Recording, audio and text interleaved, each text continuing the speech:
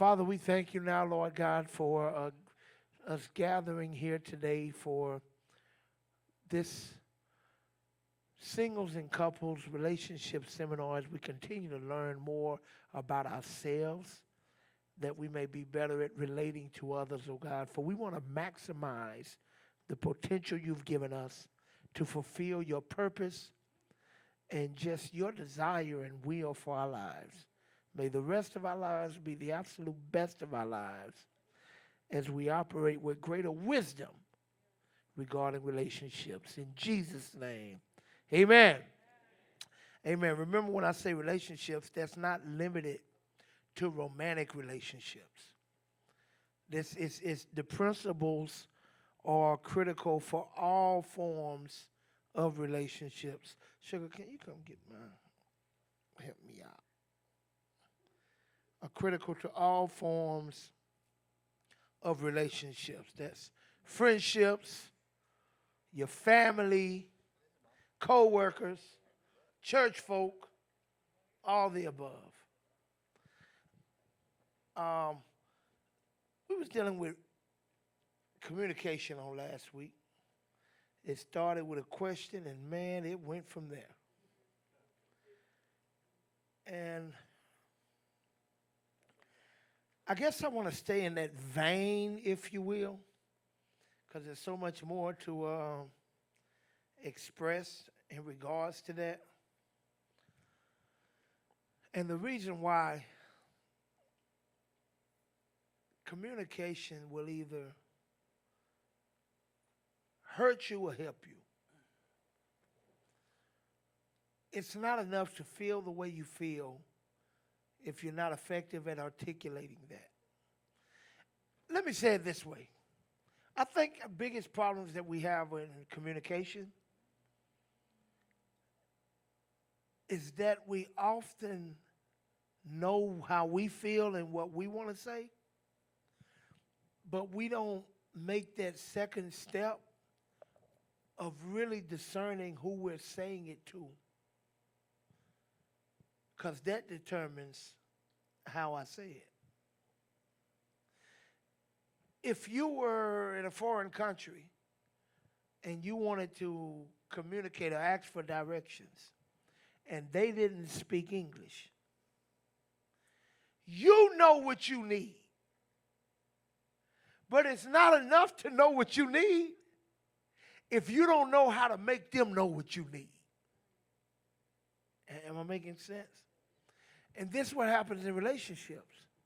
I know what I want and what I don't want, so I just say it.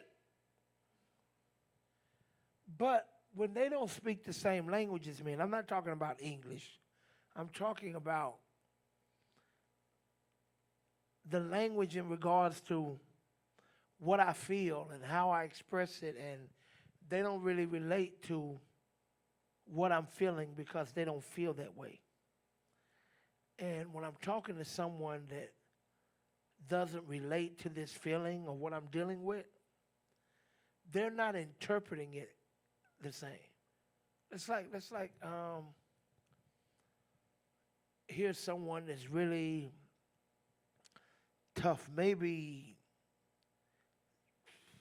military man, former drill sergeant, or fresh out, and things of that nature.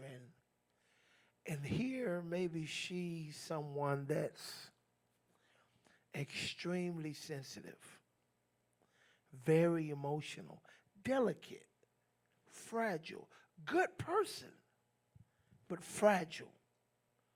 Almost startled when things are too dramatic, like very calm, cool, collected. But he's wired, high sprung. He's used to action. He's used to aggressiveness. His job demanded him to be that way. He was raised that way. Now, maybe she's trying to communicate to him how she comes home from work and she's feeling bad. And he noticed something wrong. What's wrong, baby? And her boss is passive aggressive. Her boss is non-black, very passive aggressive, nice nasty, if you know what I mean. And not like dramatic in their disrespect, but very subtle in the and it's really it's demoralizing her. She's feeling so disrespected and undervalued, and she, what's wrong, baby? What? My boss, I can't take it anymore. What did she do? It's just the way that she talks to me. And what, did she yell at you? No, she don't. She doesn't yell. Well, what did she say? Did she call you out your name? No, she didn't call me out my name. She's very professional. So what did she say? No, it's her passive aggressive tone. Oh, she getting loud with you? No, she's not loud. Well, I don't understand. What's wrong with you? You see this? You see what's happening? He's trying to diagnose what happened because he's ready to defend her. But with him, disrespect is baby. So she must have yelled at you, or she must have called you out of your name, or she must have said. He's not used to an environment where they're more subtle than that. And so it's getting to the point where she's beginning to feel that he's not supportive. But he's not trying to be supportive. He's trying to find out what happened. But he's getting frustrated because he feels like she's really not telling him what happened. But she said, I am telling you what happened. You're not listening. He's like, I am listening. You ain't told me nothing that happened yet. And this is just a hypothetical situation of how we're not speaking the same language. And then she becomes frustrated because she feels that he doesn't get her, like he's not regarding the fact that I told you I was insulted by her. But he's saying, you ain't told me the insult. Because, see, men are more naturally kind of more matter of fact. Like, logical and to get to the bottom line. Tell me the word they use. Let me hear the term they chose. What was their tone like? Like, give me something that, he's looking for something that easy to diagnose. When she's telling him the whole feeling of the conversation that's always seemingly undermining her and da-da-da-da-da-da-da-da. So it's not that one of them are wrong. They're different and they're not connecting. So what we're supposed to do? This is why, especially if we're talking about somebody you're close to now. I'm not talking about a stranger. I'm talking about somebody, whether this is your family or your close friend or the person you're in a relationship with on a romantic level. We don't really often take the time to really know our significant others or our people that are close to us. And when I mean know them, study and observe their ways, their differences from yourself, their interpretation. Because it doesn't matter what I have to say, if I don't know how to present it in a way that you can better comprehend what I'm saying, then we're not having an effective communication. Well, I don't know how else could she say it, preacher. I'm glad you asked. She could start with discrediting the things he's automatically going to look for. For instance, she knows that he's matter of fact. He's this, he's that, he's that. So let me disqualify him so he can really hear me instead of looking for something that didn't happen. What is it? What happened? Well, babe, you have to know her. Let me tell you a little bit about Susan first. Okay? Susan never gets loud. Susan remains professional in the way she's supposed to look the part because she's smart enough to stay in those parameters. Susie's been doing this a long time and she knows how to play the game, but she's very arrogant and she tends to look down on people. But she does it in a way that's not like very demonstrative. It's very undertone. Like, for example, let me tell you what she did to Tim. Tim, you see what I'm doing? Because I know he don't move like this. So I'm helping paint the picture so he can get the context.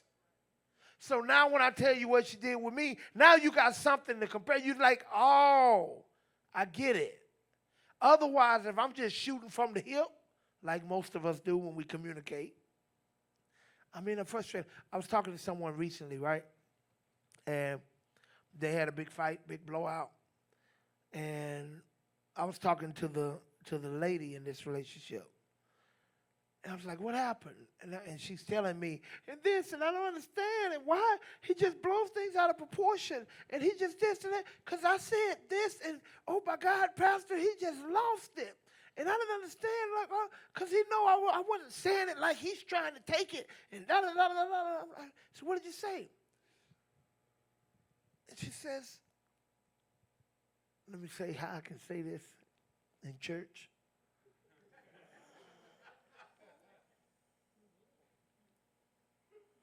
Okay, she says, let's play a little game called rhyming. She says, I don't understand right now. You're just witching.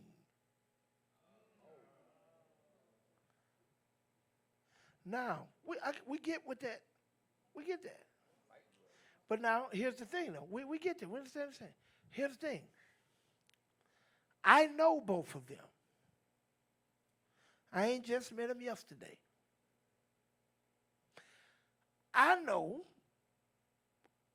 she been knowing him a whole lot longer than I've been knowing him. And if I know he's the type of guy, if that word is used in any term or sense in reference to him, it's a problem. He finna take it. I don't care how you meant it. No, I know this. I ain't dating him. We ain't besties. But even I know this. How you been with him over a decade? And you had no idea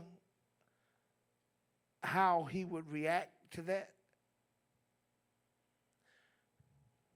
And this is what I'm talking about, because this is what happens. When I'm feeling how I'm feeling, because she didn't mean to take it for it to go there. I'm not thinking about who I'm talking to in order to be understood. And it went all the way left. But wasn't very wise to choose that term, knowing the individual you're talking to, because all of a sudden it's what you call me? Ain't nobody called you nothing. I know you did. I'm a woo. And if you don't take time to really know who you're communicating with, you're not going to be effective at communicating. I'll give another example. I had a friend of mine that played basketball at a different school, and they had a really great team, state championships, a few of them. And they graduated, and he was talking to the coach. And he said the coach would always yell at him, go ham on him, just go, oh, cuss him out, dog him. And when he's talking about the team, but if he's talking to the team, it's like he would be directing it more at him. And, you know, and he would get stirred up, and he would go back out there and ball out.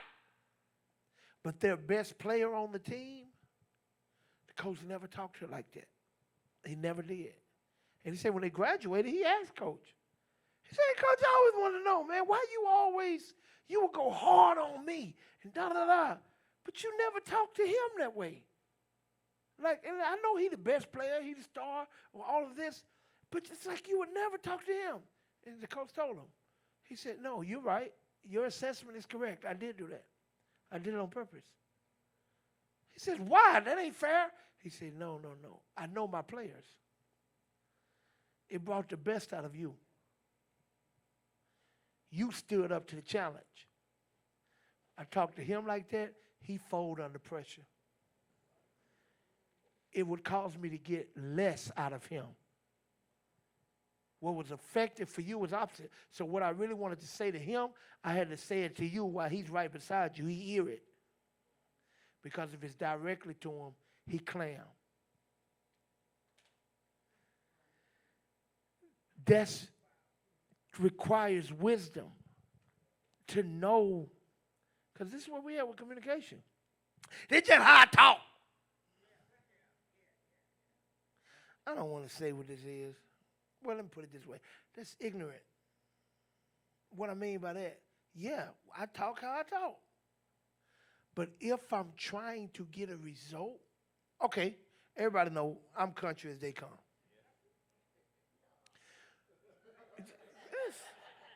Now here is what you wouldn't know.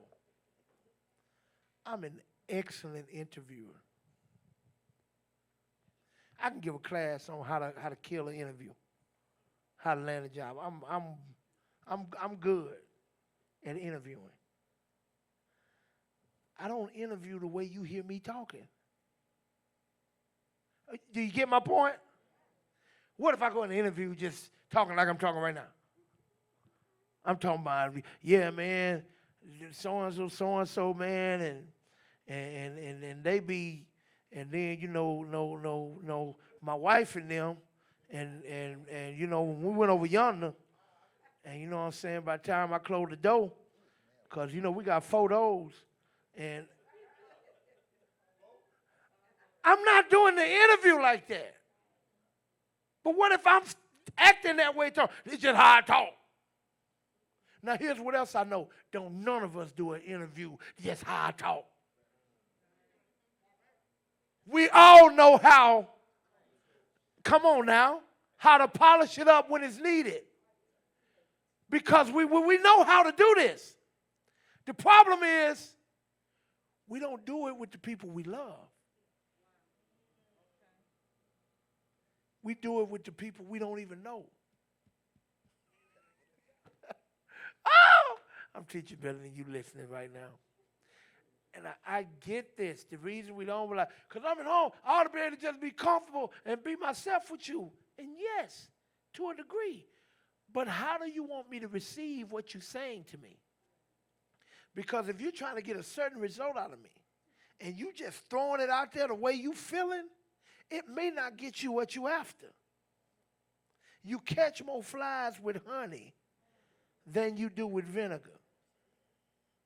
Watch this, come on. God dog, man, I'm hungry, man. But all day you ain't fixing nothing to eat, God dog. I'm trying to eat, man. You gonna cook something in here? I may not want to eat that food if she do cook it by the time I finish doing it. You understand me? I might need a taste tester and see if they live. Well, this is how I feel. Hey, babe, it's been a hard day, babe. I'm not lying. I'm so hungry. I know you've been busy, too. You think you got time to whip up something?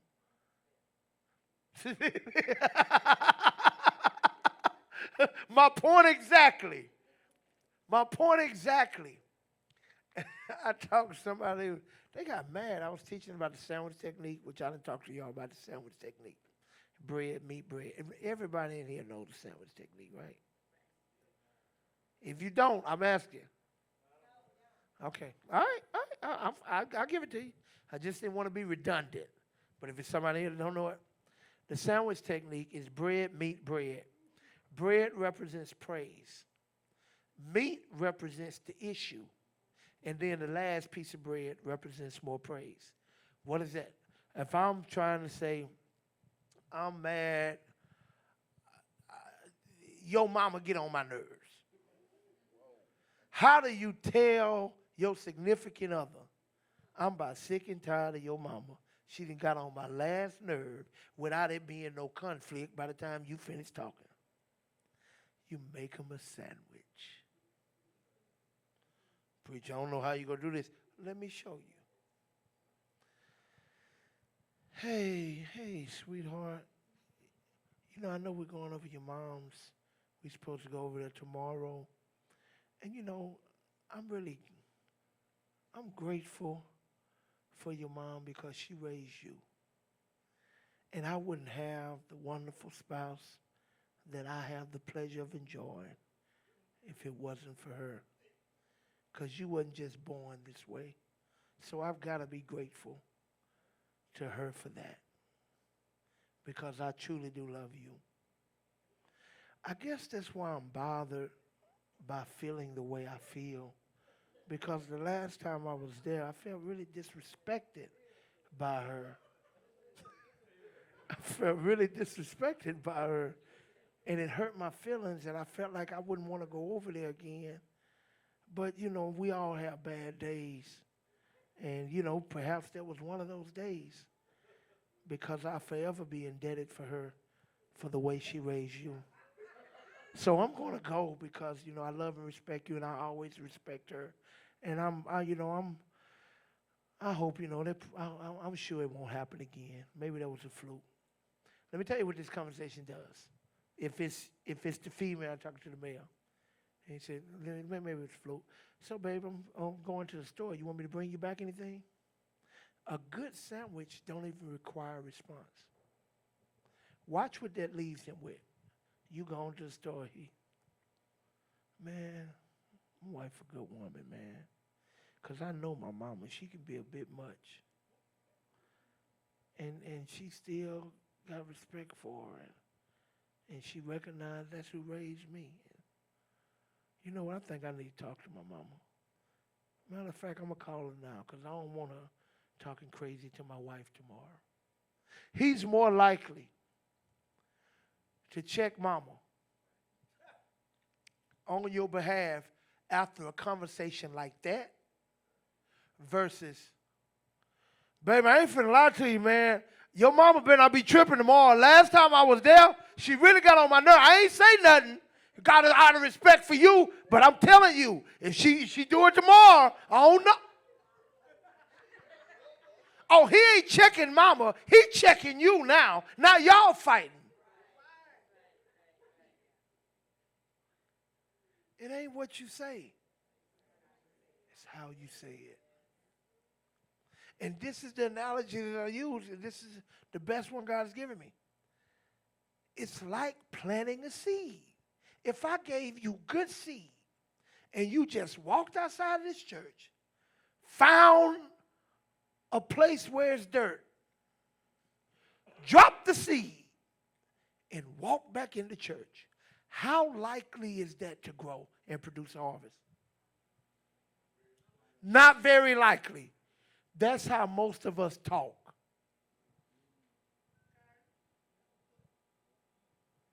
We say what we want to say and hope they understand and change.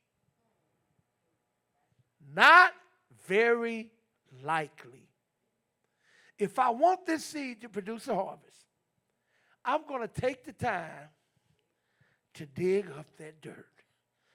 That's what praise does. It opens the heart so what you say can get in them. Most of the stuff we say fall on deaf ears because we ain't even open up the heart. Why are you talking to a closed mind? Open their head up before you say what you really need to say. Say what they want to hear so you can say what you need them to hear. You're not hearing me. It's called wisdom. You dig it up. Once you got the soil good and open, then drop the seed inside. That's what you really need to say. And you don't just walk off. You take the time to pack the dirt back on top of the seed. How do you do that? You come back with that praise. But all in all, you're a great person, and I thank God for you. And it probably wasn't really nothing. Maybe I'm overreacting. I'm just packing it back in there. And now you let it grow. Because when a person, let me tell you when people change. People change when they're convicted. You didn't hear me. People change when they're convicted, not when you condemn them. The changes I make in my life is when I'm feeling in my heart like, I need to do something. And a great way to provoke that is planting a seed that was sandwiched in praise. Because it resonates. Because, let me tell you something I'm guilty of. I'll admit, I confess, I'm guilty. I'm guilty of not making certain changes or letting you know I'm making changes while you telling me I need to change.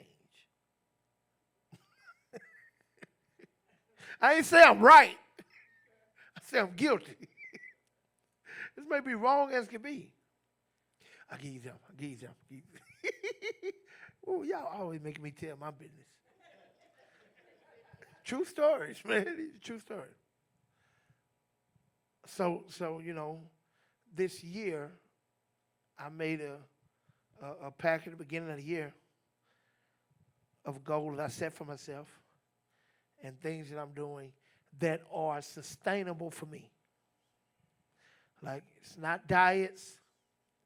It's not, these, whatever. Any type of quick fixes. I decided I needed to do some lifestyle changes that could be sustained and produce results over the process of time.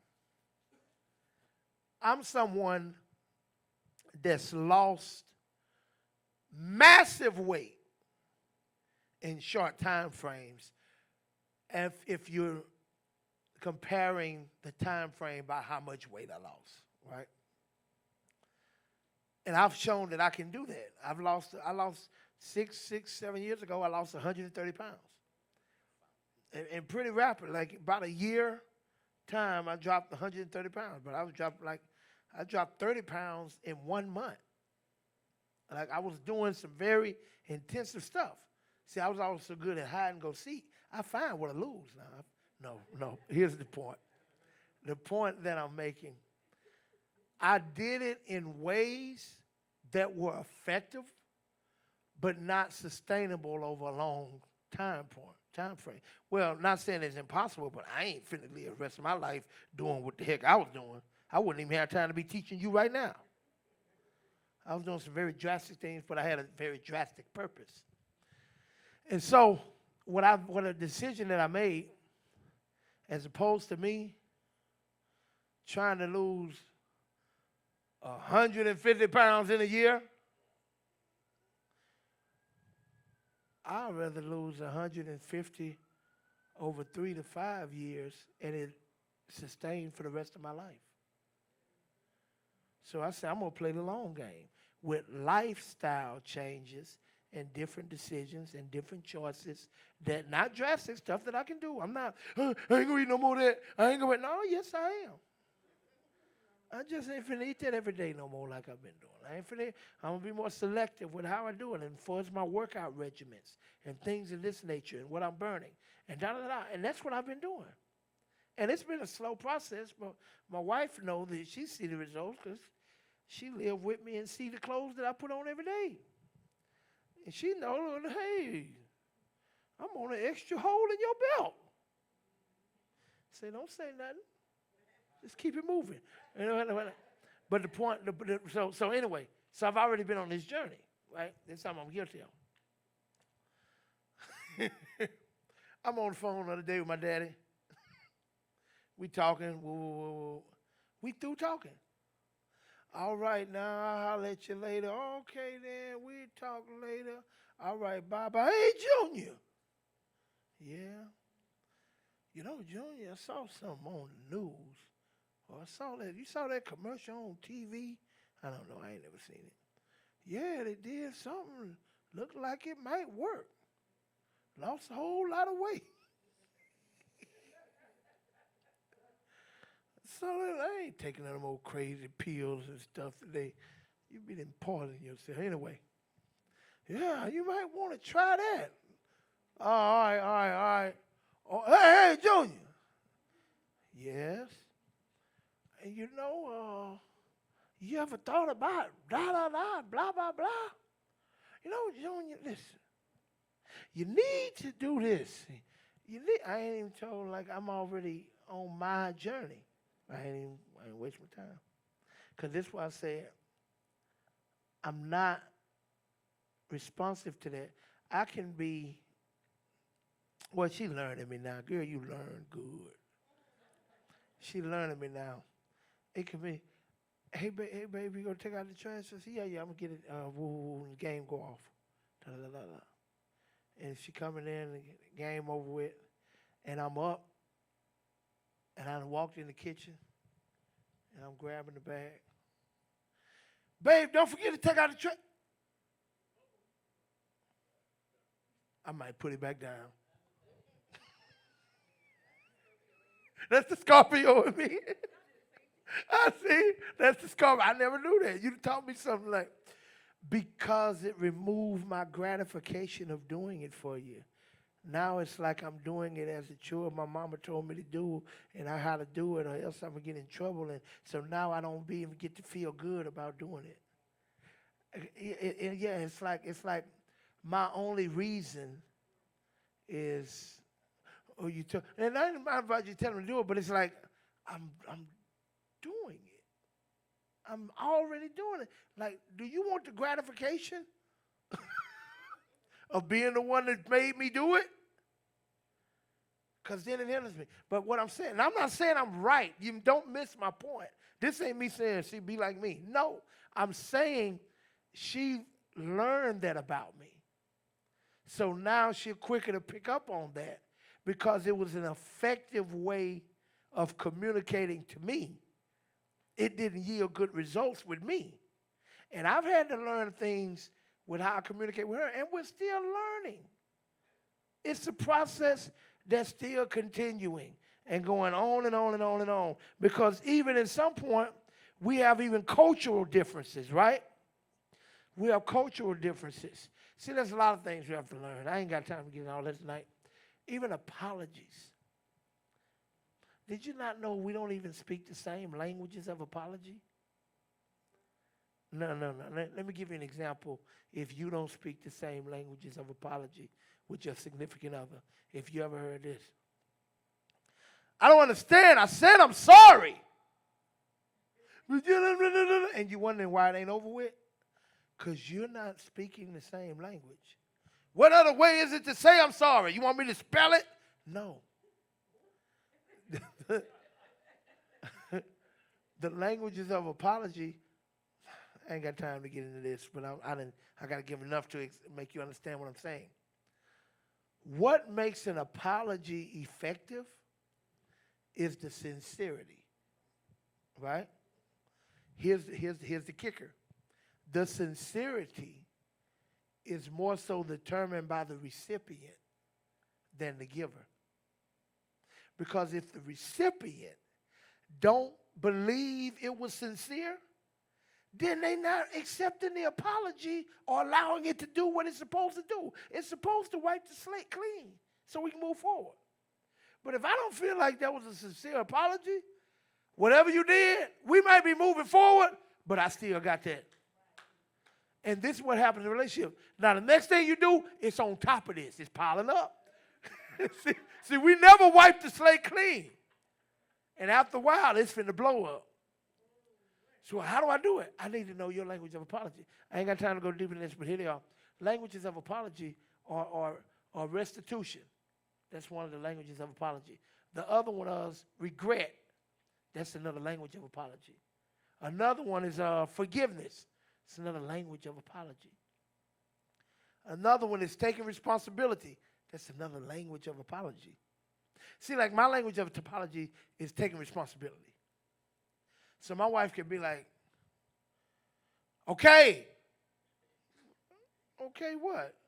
I heard you. And?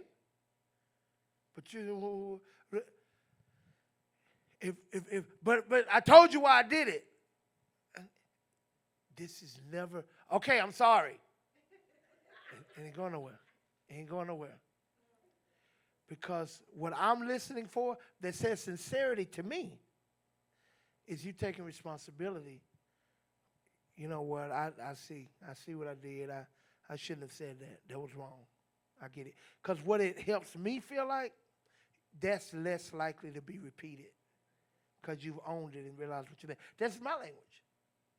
Her language may be regret, where she wants to know that I'm regretful of what I did. Wow, I can't believe I did that. I'm so sorry. I did not mean to hurt you. I'll try not to ever do that again. Now maybe she hear that. That makes her, okay, I'm good now. Somebody else's forgiveness. I'm sorry. I hope you can find in your heart to forgive me. Okay, I forgive you. We'll be okay. These different people, different strokes, different folks.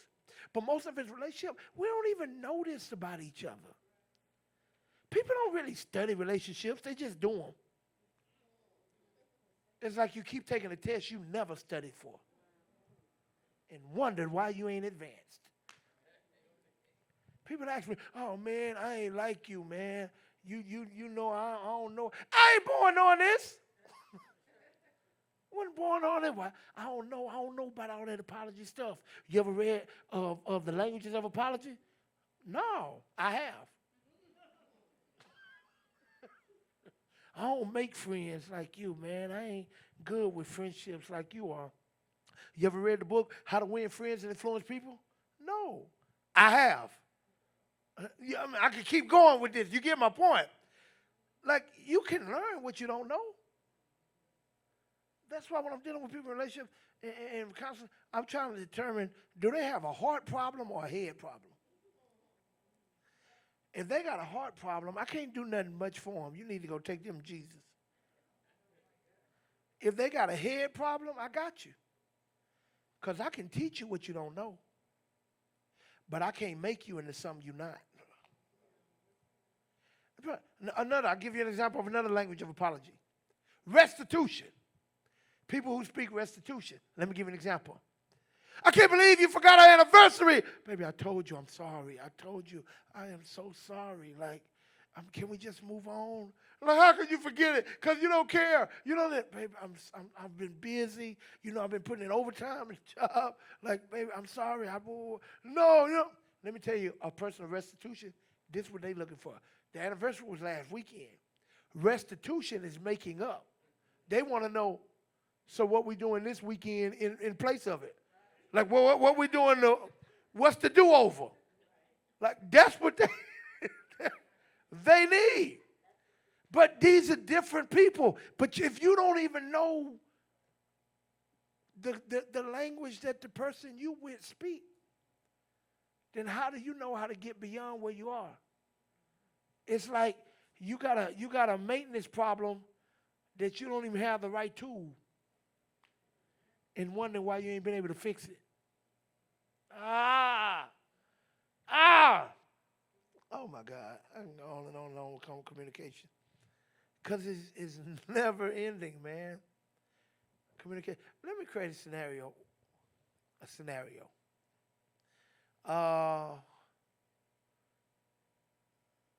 Billy says to Sarah, Billy says to Sarah, babe,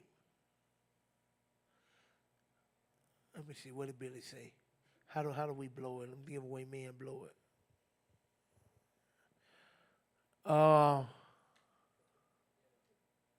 Dinner? Yeah, let me use something with dinner. Here we go. Let me use this one. Babe,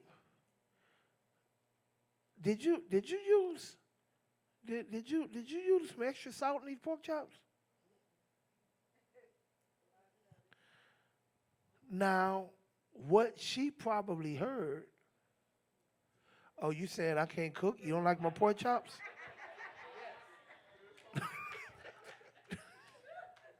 That's what she heard.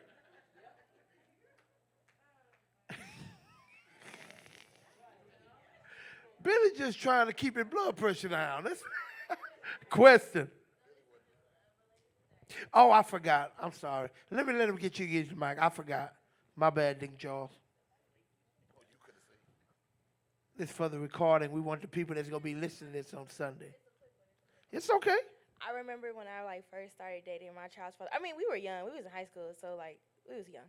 But I cooked him something, and then he went back to his mama and said something about it. And then she was like, "Oh yeah, so next time do it like this." I never cooked for that boy again. I kid you not.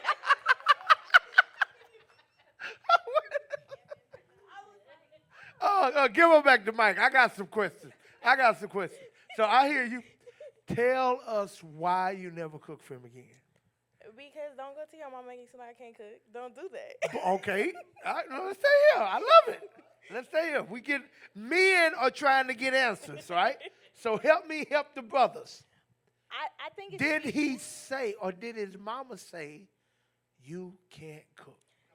No. So tell me where you derived this idea from. It was something simple. Like, it was just like some baked chicken. I guess he wanted the skin to be a little bit crispier than I made it. And so his mom said, make it crispier next time. And I was like, oh, so you told your mama I can't cook? And he was, I was young. I'm still young. But No, it wouldn't matter if you this age, you still feel the same way. yeah. But it was just a simple fact that, I don't know, it's like, he a mama's boy, so don't do that. Okay, now I got one more question, and I'm going to move to the next one. My last question. What could he have done differently, or how could he have done it differently, where the point is made without you having to feel some type of way? I would have rather him just come to me and tell me. Fair enough. Fair enough. You know who was really foul? Mama. Mama ain't supposed to go tell you that. Mama's supposed to be like, hey, the next time I'm cooking chicken, bring her over. I'll call her into the kitchen and ask her to help me. See, that was Mama being messy right there. I'm going to blame Mama. No, but watch this. But let me watch. This is important too. Watch this. I bet Mama don't have no problem with you. Let me tell you what I bet it is. Because you told me a mama's boy. Let me ask this question first. And is Daddy in the picture in a strong way, or back then? No. Okay, this is where I was going. I got you, but not like strong, solid. Hear me well, because some of us are mamas. Let me rephrase that. Some of y'all are mamas. Let me rephrase it. Sometimes, unconsciously, mama ain't trying to do this. And y'all know I don't mean this in no sick way, so don't take it there. I don't mean this in no incestual way. Son can become mama's man. Stay with me. Not no sick way. I'm talking about I've raised him. I invested all my time in him. I didn't really have the help of his father. He's been my guy, and now I've raised him to the point to where he's able to protect mama now. He loves his mama. Like, all that I invested in him, he gives back. He ain't gonna let nobody mess with his mama. So it's like the things that she would be getting from a husband. Not no sick stuff, y'all. I'm on the surface. He's providing that. And what ends up happening, by default, ain't nobody trying to do it. When he starts feeling for somebody else, the way all of these years he only felt for me, mama, it can be a little challenging. I ain't trying to do nothing, but like, oh wait, she cooking for him. He looked forward to my fried chicken. He almost where it made her feel a little good to hear that she can't do it the way you do it, mama. And mama throw a little slick cap, baby, let me help you. Because what mama do want, if you go be in the picture, she wants you to be in the same kind of relationship with her so that she knows she keep him here. She's afraid that your relationship may take him away from here. And so territorialness comes in. But this kind of stuff happens all the time. That I'm not throwing no shade on mama. Because the situation kind of happened. She ain't trying to be necessarily. Trying to be right. In premarital counseling, I also do a section on how to prevent in-laws from becoming outlaws. Next question. No, we ain't getting into that tonight, so no. Next question. So to piggyback on what she's saying, when I was married to my ex-husband now, that happened, and we were living with her at this time. We had just moved back from Texas, and I made him lunch. I made him a really simple lunch, sandwich, chips, apple, a healthy lunch. His mother goes in there and trumps me and makes him a 5-course meal for dinner for lunch. So both of these, I'm not lying to you. She made like steak, potatoes, or meatloaf and potatoes, Oh my God. applesauce, peas. Yeah, they say hold and the mic something up. else. Oh, sorry, and something else. And I'm like, he already a big dude, and you gonna send my husband to work with all this food, and he still has to continue to work after lunch. So I'm gonna tell you, I made my lunch. She made his dinner. He took her dinner to work. And left you. And when I got up and he was gone, I go in the kitchen and I go to the refrigerator and I look up. Okay, I see you. So when he got home, he's like, hey, babe. I'm like, hey. I said, so did you enjoy your 5-course meal for lunch? He's like, yeah, it was good. My mom, she cooked it up good. So from now on, she'll be making your lunch. And I never made him lunch ever again. Wow. But I will say this. He is a truly 100% mama's boy. She did not cut the cord. And guess who he has now? His mama. That's funny. One happy family. Hey, what you should have did was left the lunch in there. Watch this. When he came home and asked about dinner, here it is. Hey, I remember what I did. It wasn't nothing like that. I don't remember why Precious had to go to work with me that day, because I had to be at work at 4:30 in the morning. And Precious would get up. When we first got married, man, she would get up with me at 3:30, 3 o'clock, fix me a lunch.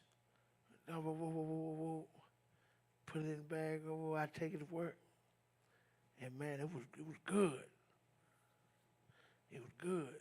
This was, for some reason, she had to go to work with me. I don't remember why. I don't know. Maybe she had a doctor's appointment. I don't remember.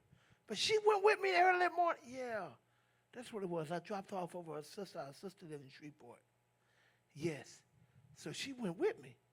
And I just did my normal routine. I'm driving. By the time I get to the interstate, pop open the bag, smash on the first sandwich. By the time I'm getting off, smash it on the second sandwich. Drink the drink, eat the chips, go on to work. She said, I sit here and watched. You've been eating my lunch for breakfast every morning. That was for lunch. You go eat the whole lunch on your way to work? I said, well, I ain't have to worry about breakfast. And that's when she stopped getting up with me at 3 o'clock in the morning, when she saw the lunch never made it to work. Oh, I mean, just sitting over there in the passenger seat, smelling all good. Like, why not eat it? But that's good. This question came last week. I didn't get a chance to get it last week, so I'm going to do it right now. If I can get it open. Just when we was on communication as well. All right, the question is, why are women more transparent than men when communicating? Why are women more transparent than men at communicating?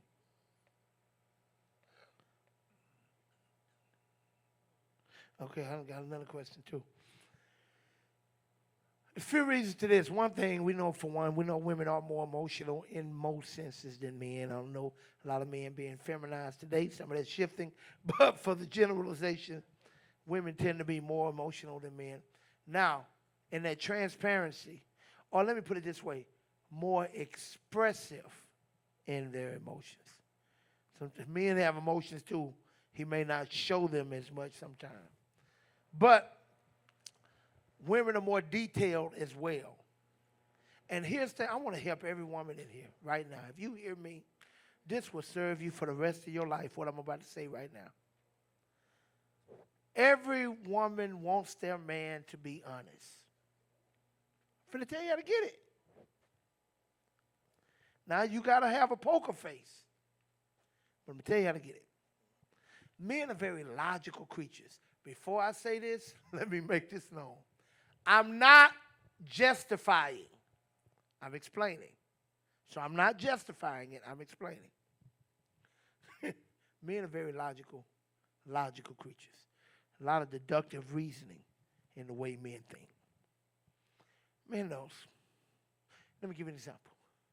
Man come home from work. See, man, you train men, and you didn't even know it. We like little puppies. You can train us.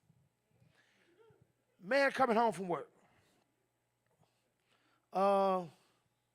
Co-worker, Sister Williams, had a flat. Coming home from work, right there at the exit off his job. Ms. Williams, you all right? I don't know, I got a flat. Is AAA coming? No, I ain't got AAA. Well, you got a spare? I think it's one in there. Okay, I'm going to help you out. He jumped up, pulled the car tire, sees it, she got a jack. Take him about 20 minutes. He got a tire change, gone. So he getting home from work 30 minutes later than he usually get home. Babe, what everything all right? You work overtime today? Oh no, babe, work overtime. You a little late. Yeah, man, I was getting ready to leave. Sister Williams, you remember Sister Williams, the one that got promoted to da da da da da da da. Yeah. The one that got divorced from Jerry, who used to work there. Yeah, that's her. Okay, well, what about her? Oh yeah, well she had a flat right there by the exit, and man, she didn't even have AAA or nothing. Da da da da da. Cause I stopped and asked if she okay. Say, oh, she ain't had no AAA? No. She ain't none of her family got AAA? Well, nobody she can call? Well, babe, I don't know. She just told me she didn't. So I pulled over and I helped her. So everybody at the job, you the one had to help her. Could nobody else help her? Babe, I just changed the tire. Like, that's all. I changed the tire for her. And well, I'm just saying, I'm just asking. Did anybody else offer? Or were you the only one to offer? Like, I just want to know, because or why you didn't call me and ask me before you changed it? I just let's say really the guy. Let's say, I mean, no hanky business. Let's say nothing. He did nothing questionable. Let's just say, for the sake of 2 months later.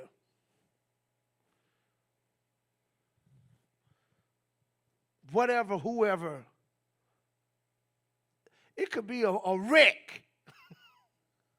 Somebody was wrecked. The car they didn't know was going to blow up. He's right there. He the first car. People pulling out. He dragged the person out. Dragged the young lady out. Ambulance come. Woo, woo, woo, woo. Take it. But it happened kind of quick. So he ain't as late. You don't say nothing. He come home like nothing else. Y'all watching the news. Yeah, thanks for this Good Samaritan, Mr. Tommy Jones. Tommy, that's you. Yeah, that's right. When this happened? It was today. When I left work. It happened. Why you ain't tell me? It wasn't nothing. Well, why you ain't tell me if it wasn't nothing? Did you know her? Would you? Let me tell you why he ain't tell you. Because the last time he was just volunteering information, it got him in trouble. And he's like, I'm completely innocent. So here's what his deductive reasoning said. If I say something, I got to fight. That's choice A. Choice B, if I don't say nothing, because I ain't did nothing, and they don't know, I don't have to fight. C, if I don't say nothing, and they find out, then I'm just right back where I would have been if I said something in the first place. So when I put deductive reasoning on the table, my best shot of not fighting. Now, I'm not. Now, let me say this again. I am not justifying it. It's still wrong. He's wrong. He's wrong. I'm just telling you. So how do I get him to talk? And I'm coming to this question. How do I get him to talk? What's this? When he's volunteering information. I'm talking about you ain't even ask. He's just being open, honest, and you still feeling some type of way. Let's go back to Miss Williams, Sister Williams at the job. Yeah, and what happened, baby? Yeah, and she was there. She didn't have AAA. Nah, baby, she didn't have it. Now, in your mind, you can be like, Health ain't had AAA. You can have all that going in your mind. Don't let him see it. And what else happened, baby? Oh, yeah. And then what? And so. Watch this. You know what, babe? You're a good man. That's really, really nice of you. That's what I love about you. You know, I really appreciate you being that type of man. But hey, next time, just call me and let me know ahead of time. Just let me know ahead of time. And da-da-da, because, you know, I don't want to be worried about you. But I love you, and I thank you for being so open with me. I'm training him now. Because why? Not only did being that open and transparent not cause a fight, you actually admired him for it. It earned him points. Now, you still collecting data, but he don't even know you collecting data. So now the next time, he can't wait. Babe, let me tell you what happened today. What happened? Man, this woman wrecked. And what you do? I jumped out of the car. I did. See, you get what I'm saying? Because it's like Spike. What you do, Spike? How, Spike? What did you do? Let me tell you about it. My day went like this. He going to start telling you everything. Now, if something is that you don't agree with, you ain't in the dark of, because he's trained to share with you. A lot of men in their mind, I'm not justifying it. I'm just telling you the real. They've received training. It's not safe to talk. My best bet is to shut up and hope you don't find out.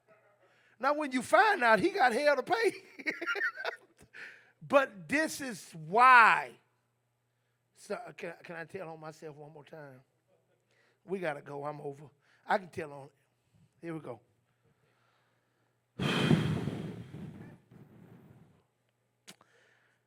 This wrong.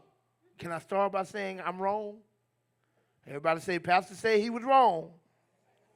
All right, so we didn't got that out of the way with. So I don't need you. Pastor, I done already told you I was wrong. I'm being honest. Man, I remember one time Precious woke up in the middle of the night from a dream. A dream about me and one of the women in the ministry. Did I say it was a dream that I had nothing to do with? And the dream was so real, she was mad. Oh my God, she was mad. Now this lady was on the ministerial staff. Was a blessing. I mean, with helping the work get done. I don't want this. I don't want to own it. I don't want you to. I don't trust her. Well, you did before you went to bed last night. I don't. And my whole thing was, listen, you crazy if I'm finna minister as a pastor based on your dream? Not God, not somebody did something inappropriate, not something happened. Like, nah, you crazy. You know what you talking to? I had to do end of the year evaluations at that time with all the staff people. She wanted staff people. And the person would sit in with me on some of these evaluations. When it was time for that evaluation, I ain't tell her nothing. Not a thing. I went and did that evaluation just like I did everybody else's. Now she found out about it afterward. And here we go. Now we're fighting. But that was my best shot. But in that fight, I'm like, we gotta talk about this because I don't want us to have this type of marriage. I don't want to ever have to do anything behind your back when we ain't doing nothing wrong, and I don't want you to have to do anything about it. But we got to get some understanding here. And now it ended up ending in a real, thoughtful, effective communication where we came to a resolution. But you don't want to be living like that. Like that ain't the answer. Doing stuff behind the other one back and all this other. But I'm also trying to give you tools of how they don't see it so much as an option. Because it goes the same way. If you come home and you had a flat tire and Buddy changed your tire because you knew your husband was in the hospital visiting y'all, sitting with y'all's son until you could get there. And so you let Buddy change the tire so you can hurry up and meet your husband at the hospital with your son. And your husband, Buddy, you better, I don't want to hear, I don't like what, and you fight. You like, baby, and you volunteer the information. Hey, babe, I'm sorry, I would have been here 10 minutes ago, but I had a flat tire, but Buddy changed it. He was right there. He said, what? And you fight over it. The next time something happened and somebody help you, you ain't as quick. I'm not saying you're not going to tell them, but you're going to remember, oh, my God. And you don't want relationships that operate that way because people close up when they don't feel safe. It's wrong. I'm not justifying. I'm explaining what be happening. So you want to create a safe space when we're being transparent. I want my wife to be able to tell me anything without me blowing up. Like, she'll confess to you guys, like, I practice this. She'll tell you that she's probably been more transparent with me than she's ever been with anybody in her whole life. But why she, come here, girl. Come here. Are you transparent with me? Yes. Why? No, I ain't looking. The reason I'm transparent because I don't want him to, or the enemy to use any weapon out there. Like at the beginning of a relationship, that was one of the hardest things for me to tell him about my past because I was scared that he would judge me. I was ashamed. I didn't want him to look at me that type of way. So I decided to tell him everything. I mean, he knows everything. Nobody can't come to him and say, well, Doran did this in the past and she was with that one. He would be like, oh, she told me that already. So, not to give the enemy no ammunition against our relationship. So, it was hard though, because I'm like, why can't we move on from here and go? Why do you have to look back? Like, let's get to know each other. But he explained it and it makes sense. So, that's what I did. What happened when you told me stuff? Did I ever jump down your throat? You did what? What is it? No, you tell me. No, you tell them. Because I was thinking you had to feel comfortable enough to tell me. Yeah. So, yeah, it's a lot. You tell me, because I'm going with my language now, and you're not going to understand. Point made, though, I never blew up on her about transparency. I never threw it back up in her face to use it against her later. I'm very purposeful about creating a space that makes transparency and communication safe. Because I want to be able to be transparent with her in a safe space, and likewise, because the devil get in when there are too many secrets. And when people hear about that, because I have this question a lot, like what should I reveal about my past versus what shouldn't matter because we move forward in the future? Here's the answer to that. It's very simple. Anything that Satan could use to disrupt your relationship later should come from you. If it's something that ain't like, okay, let's give a case point. I'm just using hypothetical. If you used to do porn and you got videos out there, your spouse might want to hear that from you before y'all living good, going down, and somebody come up to one of y'all on your job like, hey, did your spouse? No, man, no, never. You sure? I'm sure. No. This ain't her. Like, nobody ever wants to be in that situation. Am I making sense? Anything that Satan could use. See, I believe in empty Satan's arsenal. I believe in the best way to defeat the enemy is to remove all his weapons. Like nobody can use that weapon that your spouse has already unveiled. Because I'm like, oh, yeah. Did your wife? Oh, man, well, back in the day, yeah. Back in what was it, 1999? Yeah, they did some things, and woo, brother. God brought them from a long way. Man, how did you know? Oh, man, we talk about everything, brother. Really? Yeah. She told me that from the jump. Wow, man, I respect that. See? Now, I'm saying the embarrassment of to the degree that it could be, because I made a decision with my eyes wide open. This way ain't no deception here. But I don't know how we ended up all over there. I wasn't trying to go there. I'm all over time. It's offering time. All right. Don't know how we get that far down the road. It's offering time. We believe in giving God. We're supporting all of his ministry. If you're giving the Hosea Collins Ministries through Givelify, this QR code is right here. You can scan it, or you can go to givelify.com and search Hosea Collins Ministries, and it'll pop up. Or you can go to the Cash App, $ Hosea Collins Ministries. You can scan that QR code. Or if you're giving by way of cash, check, money order, they're walking with the envelopes right now. Raise your hand. They'll be happy to bring you an envelope. Father, we praise you and we thank you for the offering. We pray that you would bless it and multiply seed sown. Make us 1,000 times more than we are right now. Use us for your glory and keep us in your perfect way forevermore in Jesus' name. Amen. All right, that was the official benediction. Unless I got any more questions. If you got a question, I answer it. I thought I did it. Oh, I did. You're right. I'm sorry. Thank you. There was another question on the phone I didn't get to.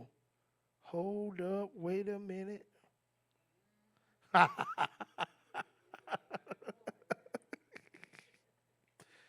How do you know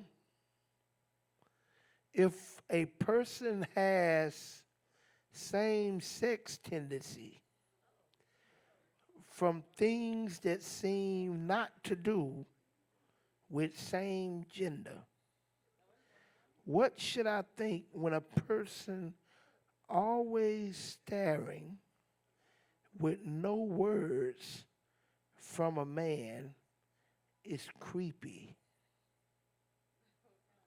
Let me try to analyze this question. Let me start over from the beginning.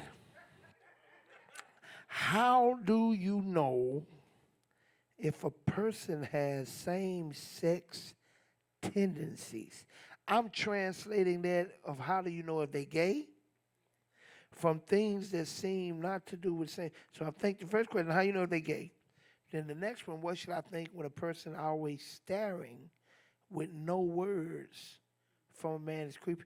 I don't know if that means like your spouse is looking at you like.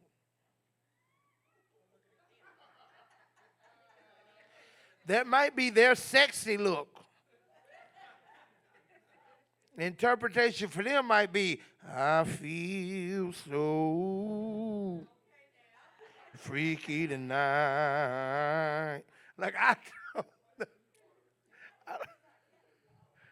I don't know. That's the one that just came to mind. That just he got so many sexual lyrics. It's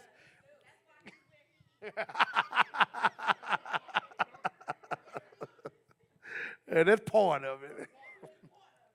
He's a little extreme. Lord help him. Um. This is now as far as that look, like here, let me, I done told enough on myself. I'm through with that. Now as far as their look, you gotta ask them about that because some people they might think something is sexy in their mind that might be creepy to everybody else. And you might want to, I don't know, pray, let your discernment. Is this freaky look? Or is this I wanna eat your back when you sleep because this serial killer look? Like I don't know, like, oh, your shoulder look delicious. Like I don't know. That's the hard one. Now I got too many true stories, man. A lot of my true stories ain't church appropriate. But to answer the question, to answer your question, uh, if that didn't give an answer, I sure can't answer you. No, in all seriousness, I'm gonna be serious. Let's close on a serious note. But this is where you got to prepare yourself. When people really want to know something in righteousness stake, if you sincerely ask God, He's gonna show you. So you need to know that you're ready for the answer. Because he will make it so clear. But you gotta be willing to accept what answer he gives you. And the church said, good night.